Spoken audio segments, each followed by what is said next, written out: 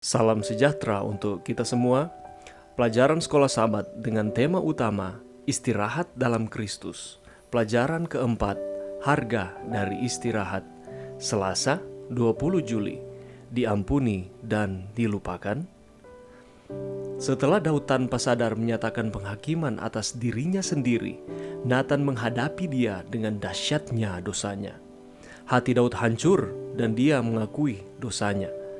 Segera Nathan meyakinkannya bahwa Tuhan telah menjauhkan dosamu itu dan bahwa dia diampuni. Tidak ada periode menunggu akan pengampunan Tuhan. Daud tidak perlu membuktikan bahwa dia benar-benar tulus sebelum pengampunan diberikan. Namun, Nathan yang telah meramalkan konsekuensi dari dosa Daud dalam 2 Samuel 12 ayatnya yang ke-10-12, selanjutnya menyatakan bahwa anak yang akan dilahirkan akan mati. Apakah artinya bahwa Allah telah mengangkat dosa Daud?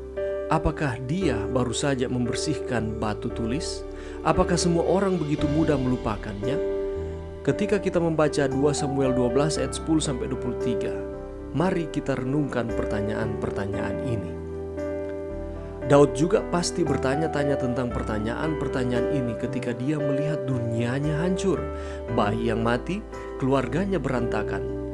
Kisah Amnon dan Absalom adalah dua contoh bagus tentang masalah keluarga di kehidupan nyata. Masa depannya tidak pasti. Namun, terlepas dari konsekuensi dosanya yang telah mempengaruhi orang-orang tak berdosa seperti Uria dan bayi yang baru lahir, Daud juga mulai memahami bahwa anugerah Allah akan menutupi hal ini dan bahwa suatu hari nanti semua konsekuensi dosa akan dihapuskan.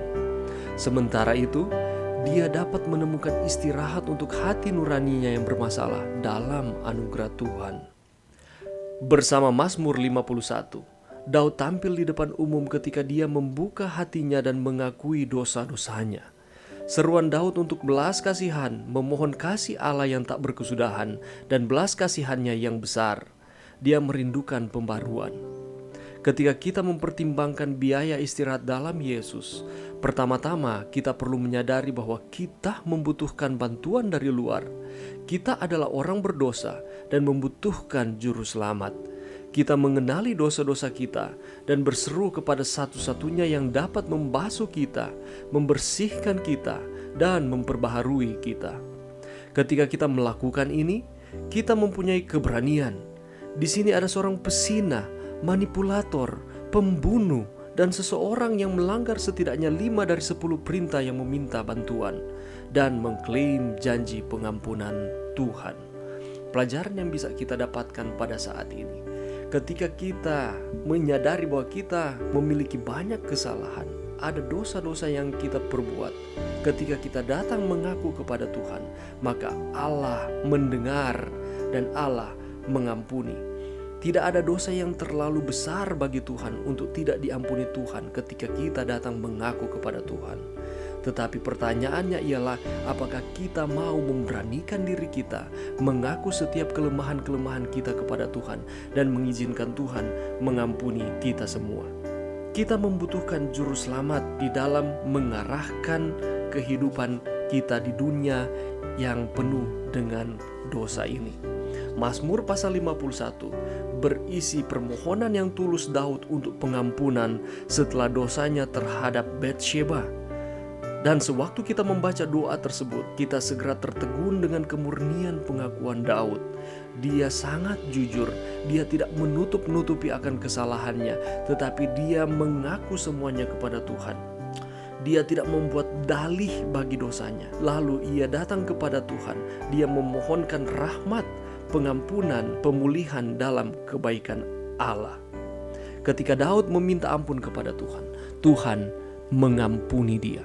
Walaupun ada konsekuensi-konsekuensi dosa yang ia harus terima di tengah-tengah kehidupannya oleh karena dunia yang penuh dengan dosa ini, tetapi Allah memberikan kepadanya istirahat di dalam hatinya, sehingga ia memperoleh kelegaan atas jaminan pengampunan yang diberikan oleh Allah. Sebagaimana Daud, demikian pula dengan kita. Mari kita memberanikan diri datang meminta ampun setiap pelanggaran kita kepada Tuhan dan mengizinkan Tuhan menggantikan itu dengan istirahat di dalam Tuhan, menggantikan itu dengan kelegaan di mana Tuhan membebaskan kita dari setiap kesalahan-kesalahan kita. Mari berdoa.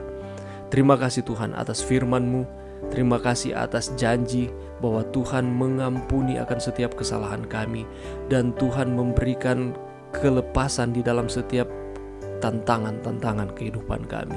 Bantu kami Tuhan untuk kami terus setia kepada Tuhan. Bantu kami untuk kami terus berserah sepenuhnya kepada Tuhan. Ini doa kami, dalam nama Yesus kami berdoa. Amin.